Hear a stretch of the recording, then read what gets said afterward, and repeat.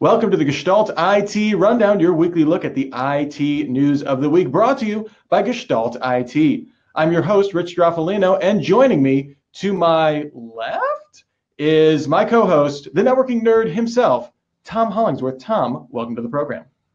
Hello, Rich. It's a pleasure to be here.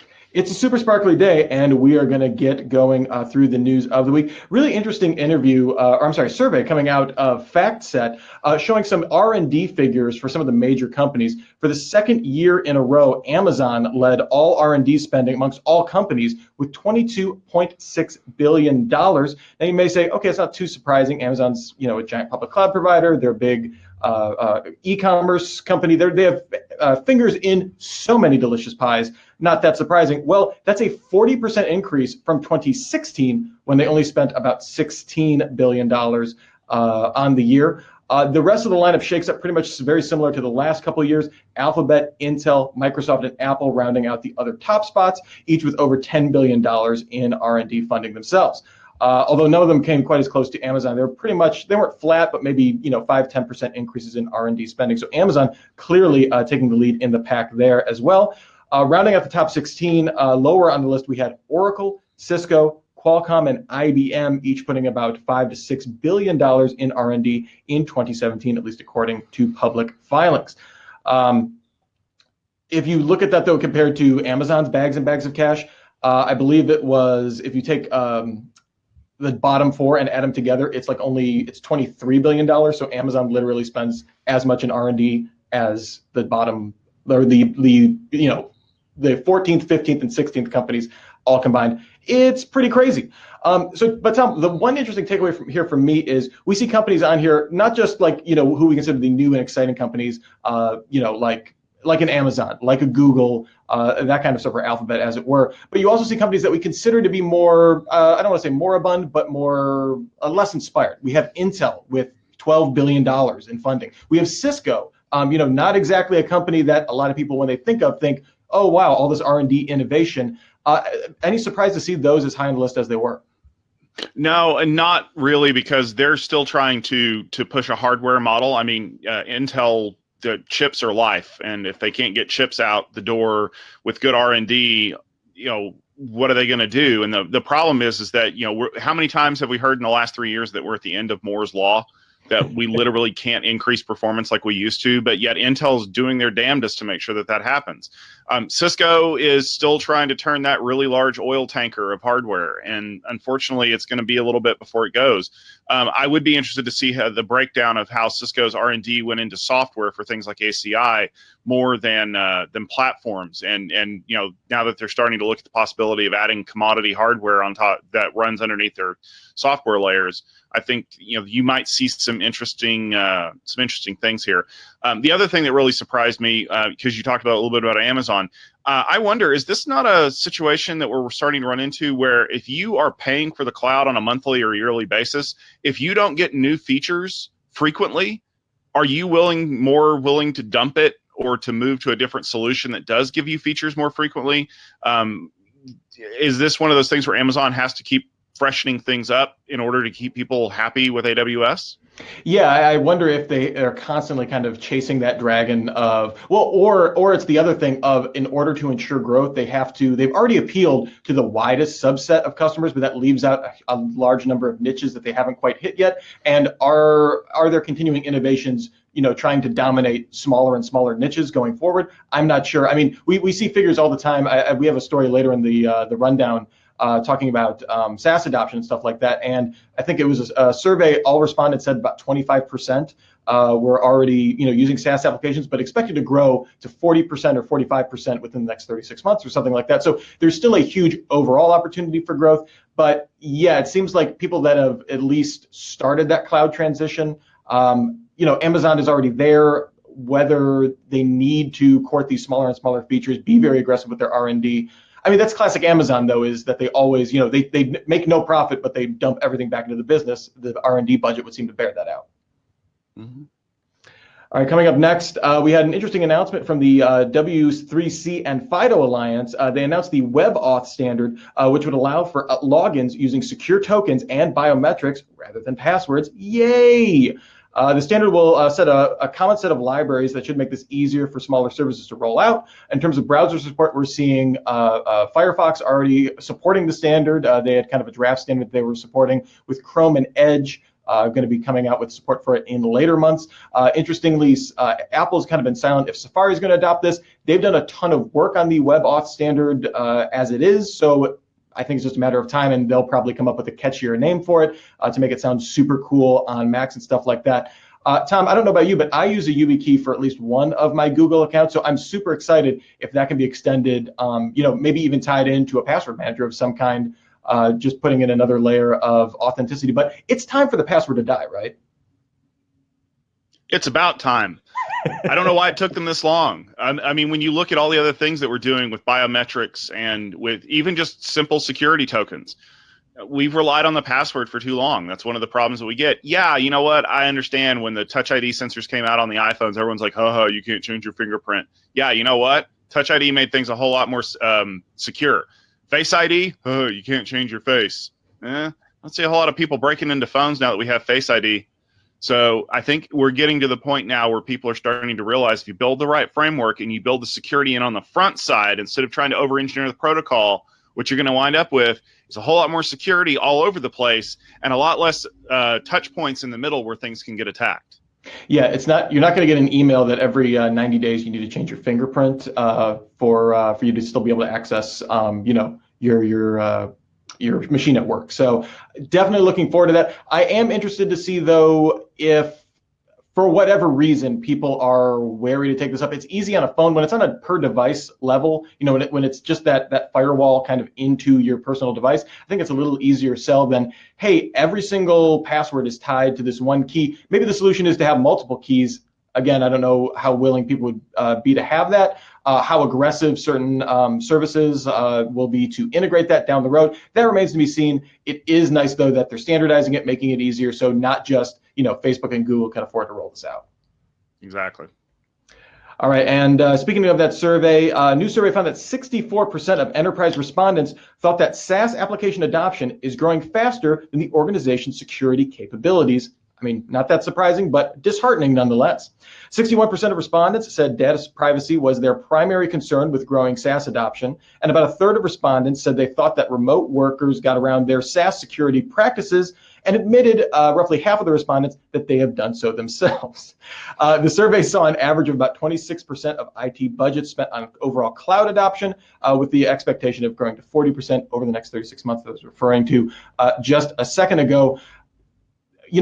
Tom, I think in some of the more recent Tech Field Day presentations that we've been able to watch, I'm thinking particularly at ForcePoint, that the biggest security vulnerabilities that we're going to be seeing going forward aren't necessarily coming from outside actors, malicious actors, that kind of stuff. It's the fact that you don't know who has access within your organization, and the difficulty of identifying insider threats. The fact that half the respondents admitted, like, hey, it's a pain in the butt for me to do this best practice for my SaaS app when I want to use it at home. So you know what, I'm just going to, I'm going to do what's easiest because I know what I'm doing. And, I think that's a contagious condition that moves down the chain until at some point someone's getting access to something that they shouldn't, and that's causing problems for the organization. Absolutely. The biggest problem is not my grandmother when she doesn't understand how to do things, because grandma will listen and do what you're told. When I worked at Gateway, we affectionately called them sheep. They do what they're told. My biggest problems were when the people who know better call in, and they would do things like, okay, I'm going to need you to go click on start and control panel and this. Yeah, I got that.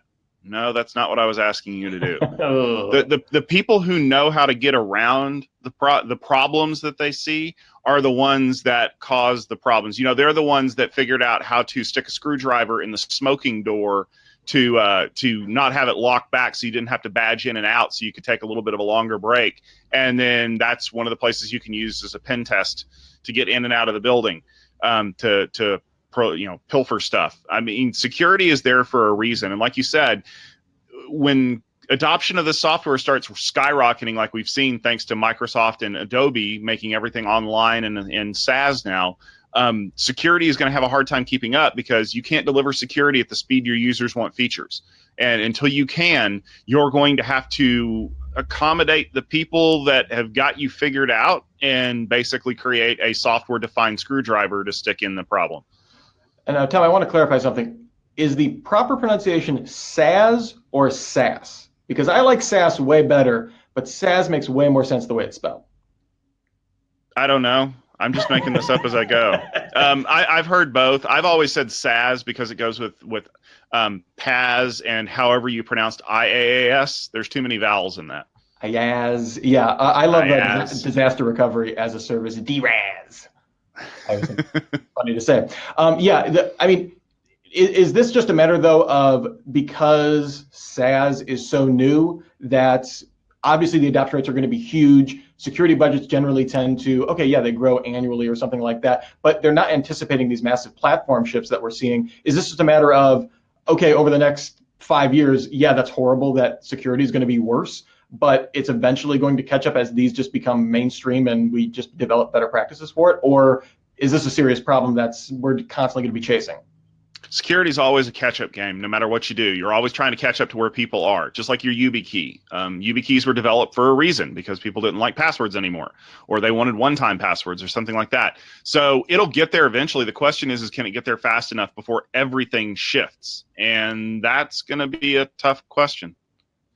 All right, and next up, Tom, I don't know if you've heard about these containers, but they're very exciting.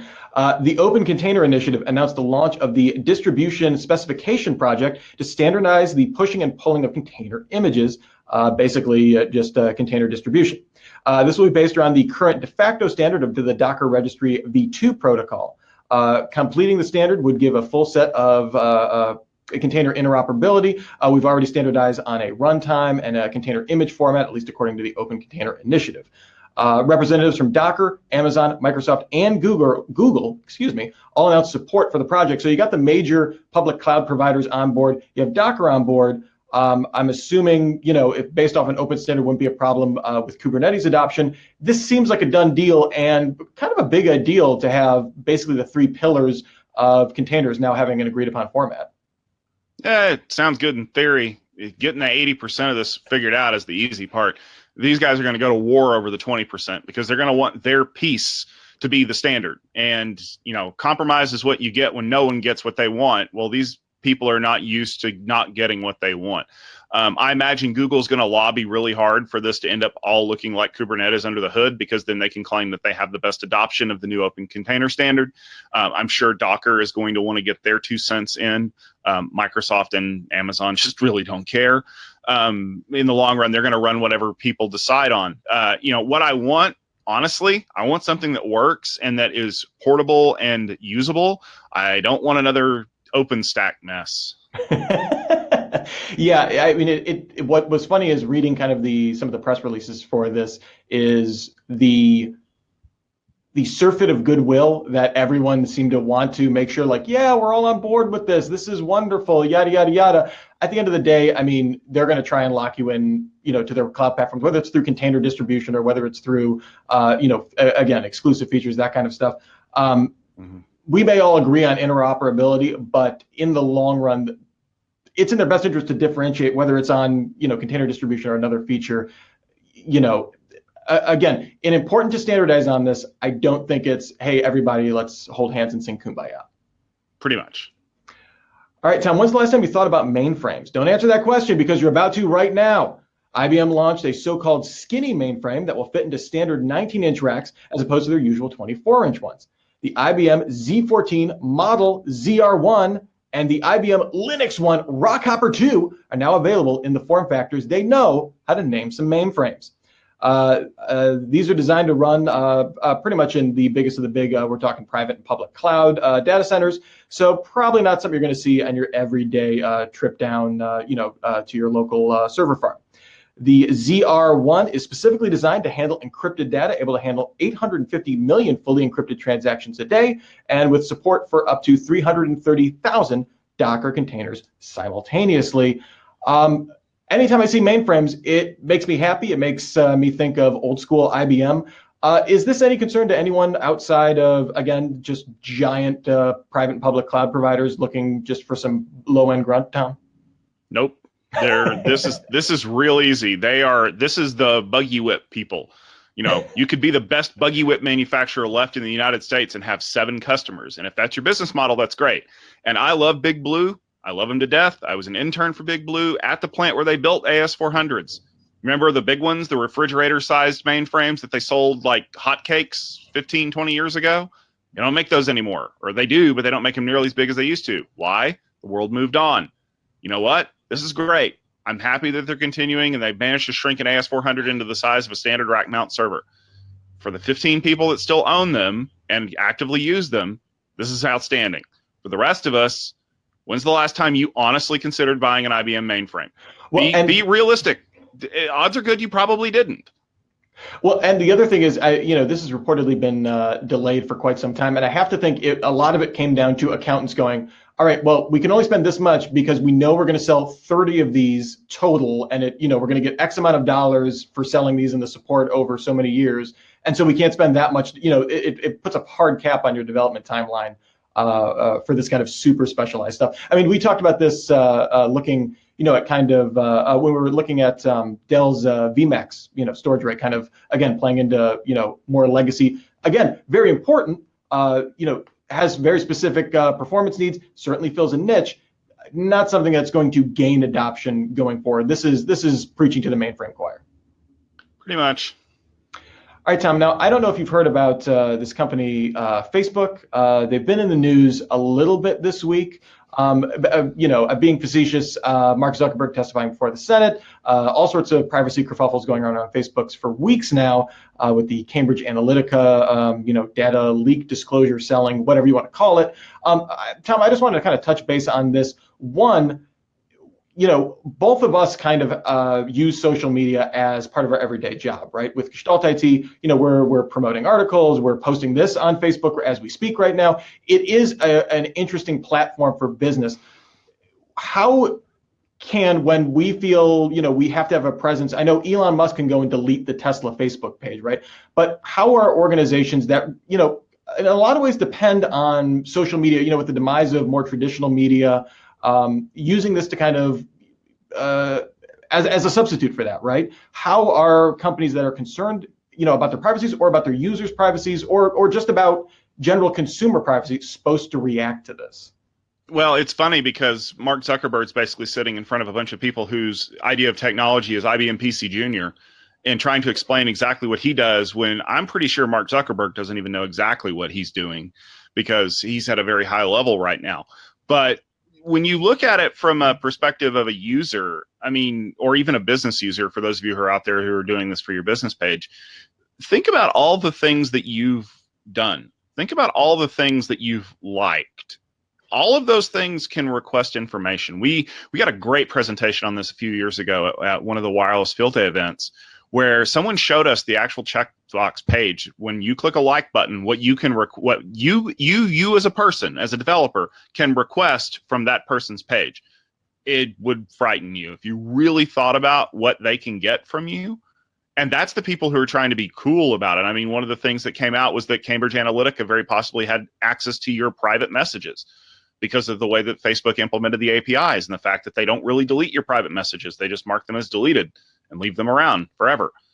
I had a class with some Boy Scouts this week, and I basically told them, when you are old enough to open a Facebook account, you better be very careful about what you say, do, and share, because if you don't, you're going to be letting a lot more information out than you really intended to do. You know what? It's real easy. Go request your archive from Facebook and find out what they know about you. Go through and delete all the things you don't want them to know about you.